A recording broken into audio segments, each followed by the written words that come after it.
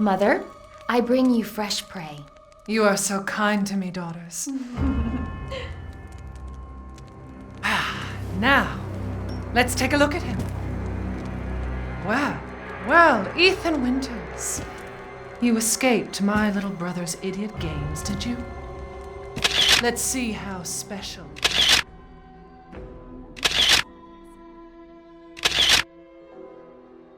Alcina Dimitrescu, better known as Lady Dimitrescu, is probably the most recognizable face to come out of the events of the game Resident Evil 8 Village.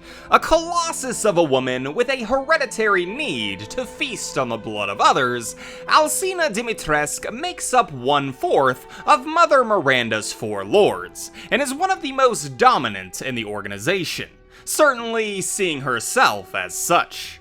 Taking up residence in the imposing castle that overlooks the quaint little village, Dimitrescu and her daughters are some of the most twisted people that this quiet little town has ever known.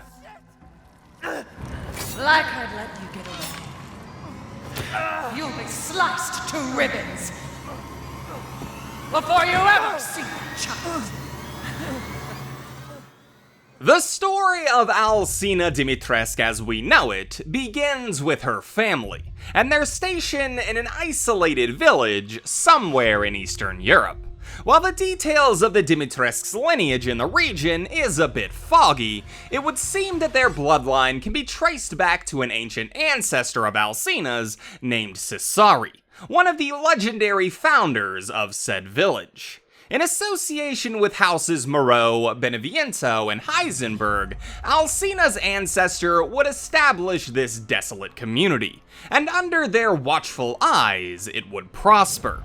However, while Alcina's family would seemingly have roots in the region, it would have little to do with her early life. While we don't really know much of what Alcina did when she was younger, we do know that she didn't grow up in the village. Her younger years being almost a complete mystery, save for a small potential jazz career with the band Miss D and the Paul Boys. Whatever the events of her early life, however, Alcina would eventually make her way back to the grounds of her ancestors at the age of 44, finding the location under the influence of a religious figure named Mother Miranda. And upon her arrival, Miranda would find use for the former musician as a test subject in her research with a parasite which she called a cadeau. Miranda would implant this parasite into the noble descendant, and unlike with many of her other experiments, Alcina actually showed promise in her body's acceptance of Miranda's gift. With the addition of this cadeau, Alcina's body took on several rather interesting mutations. Firstly, the parasite would greatly enhance her regenerative abilities, making the then 44-year-old essentially an immortal. In addition to that, it also granted Alcina the ability to grow her nails into long, extremely sharp claws, capable of slicing through bone or even metal in an instant. However, with these new abilities also came several drawbacks. Due to a rare hereditary blood disease that had been passed down to Alcina by her family, the addition of the cadeau forced her to consume human flesh and blood on a regular basis in order to maintain her regenerative capabilities and keep her body from mutating uncontrollably. Another side effect was a massive increase in her body size, causing Alcina to grow to a staggering 9 foot, 6 inches tall. Oh shit. There you go. All this for a child who isn't even here. What the hell do... You The mutations that Alcina saw as a result of Miranda's cadeau were remarkable. But due to the blood disease that cursed her family line, Alcina would end up being unfit for Miranda's needs all the same. However, Alcina's incredible abilities did still make her a useful pawn. And so Miranda would place the noble descendant into the House of the Four Lords to serve as one of her children. This new position would grant Lady Dimitrescu her own castle, a relic seemingly passed down from her ancestor Cesare.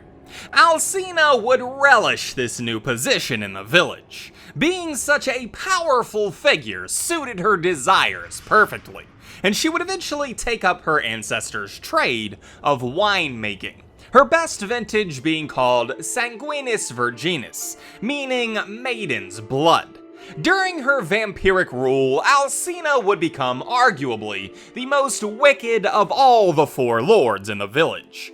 Due to her condition of needing constant flesh and blood to maintain her regeneration, Alcina would have villagers regularly sent to the castle to be drained of their blood for sustenance, killing her own servants in much the same way if they were ever to slip up in their duties. This would of course garner her quite the negative reputation, and at some point an attempt on her life would be made. A man from the village attacking Alcina with her own family heirloom, the Dagger of Death's Flowers. This attempt would be a failure, however, and Alcina's rule would see little strong resistance in its wake. This lack of pushback would lead to even more carnage in the Dimitrescu castle. During an experiment in which a cadeau would produce carnivorous fly-like organisms, Alcina would be graced with 3 daughters. Like her, they were immortal. The cadeau flies would come together to form the visage of a person, and Alcina would adopt these women as her own, naming them Bella, Daniela, and Cassandra. Unfortunately for the villagers, however, these 3 new additions to the Dimitrescu family meant 3 new bloodthirsty mouths to feed.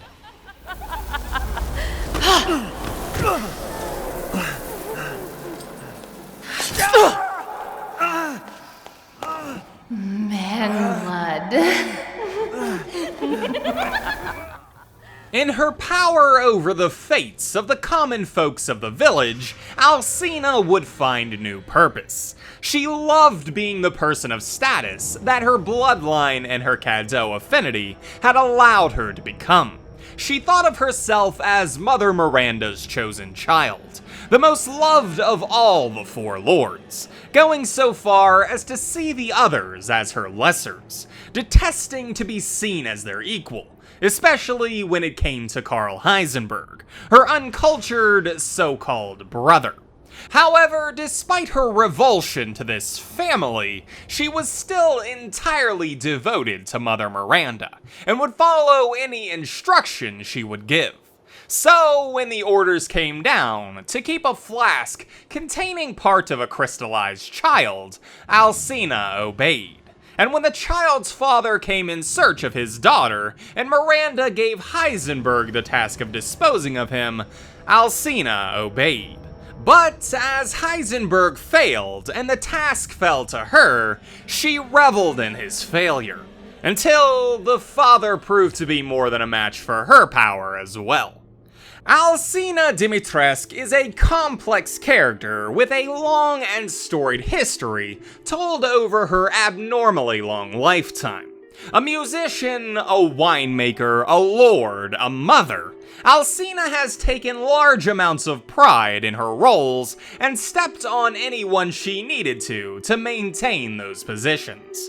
But while she owed so much to the bloodline that had given her the right genetic makeup to bond with the cadeau, it's also that same bloodline that would cause her to uncontrollably transform into the monster that she'd become during her tenure as Lord of Castle Dimitrescu. You've ruined everything!